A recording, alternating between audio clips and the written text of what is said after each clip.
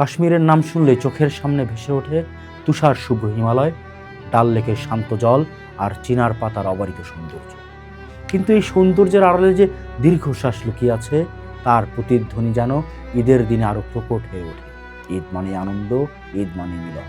কিন্তু ভূস্বর্গ কাশ্মীরের মানুষের কাছে ঈদ মানে এখন এক বুক চাপা আর্তনাদ, অনিশ্চয়তার দোলাচল। শ্রীনগরের লাল চক, যা একসময় ঈদের কেনাকাটায় মুখর থাকতো, সেখানে আজ কেবল ভারী বুটের শব্দ আর জলপাই রঙের উড্ডির টহল। চারদিকে কাঁটাতারের বেড়া যেন উপত্যকাকে ভাগ করে দিয়েছে অজস্র ছোট ছোট কারাগারে। কাশ্মীরের রোজার ঈদ মানে এখন কেবল সেমাই বা নতুন পোশাকের গান নয়, বরং এক অজানা আশঙ্কার নাম। তথ্য বলছে, সাম্প্রতিক বছরগুলোতে নিরাপত্তার অজুহাতে ঈদের বড় জমায়েতগুলোতে বারবার নিষেধাজ্ঞা জারি করা হয়েছে। ঐতিহাসিক জামিয়া মসজিদে ঈদের নামাজ পড়ার অধিকার থেকেও বঞ্চিত হয়েছেন হাজারো মানুষ। কাশ্মীরের অনেক ঘরে এবার ঈদের চাঁদ হাসি ফোটাবে না। কোনো মা হয়তো তার নিখোঁজ ছেলের প্রিয় ডাল ভাত রান্না করে বসে থাকবেন, যে ছেলেটি গত বছরও পাশে ছিল। কোনো বোন হয়তো তার ভাইয়ের জন্য কেনা নতুন কুর্তাটি আলমারিতে তুলে রাখবেন এই আশায় কোনো না কোনো একদিন পরের ঈদে বা এবারের ঈদে সে ফিরবে। হাজার হাজার তরুণ আজ কারাগারে অথবা নিখোঁজ। এই বিষণ্ণ পরিসংখ্যানগুলো যখন বাস্তবতায় রূপ নেয়, তখন উৎসবের রং ফেঁকা। শিশির পরিস্থিতি শব্দটা শুনতে যতটাই যান্ত্রিক হোক না কেন, এর ভেতরের হাহাকার তার চেয়েও কয়েক গুণ বেশি। একসময় ঈদের আগে ঝিলম নদীর তীরে তিল ধারণের জায়গা থাকত না। আজ ডাল লেকের শিকারারা অলসে পড়ে আছে, পর্যটন থমকে আছে, মানুষের পকেটে নেই পর্যাপ্ত অর্থ।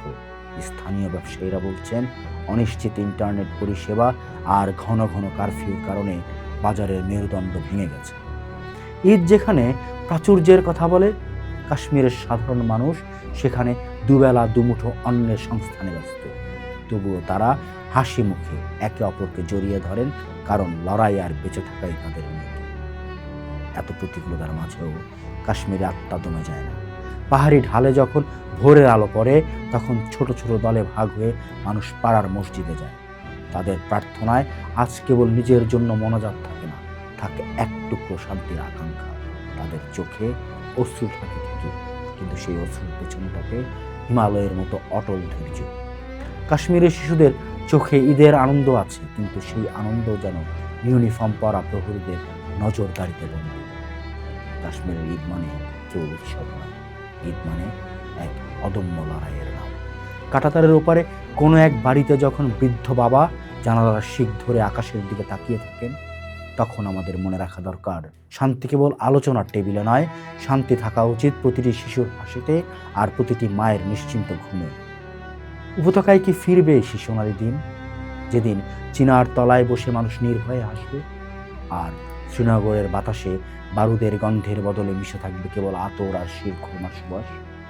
সেই অপেক্ষায় কাটছে আরো একটি অনিশ্চয়তা আর অস্থিতিশীলতার চাদরে মোড়ানো কাশ্মীরের এই ঈদ যেন সারা বিশ্বের কাছে এক মৌন প্রশ্ন।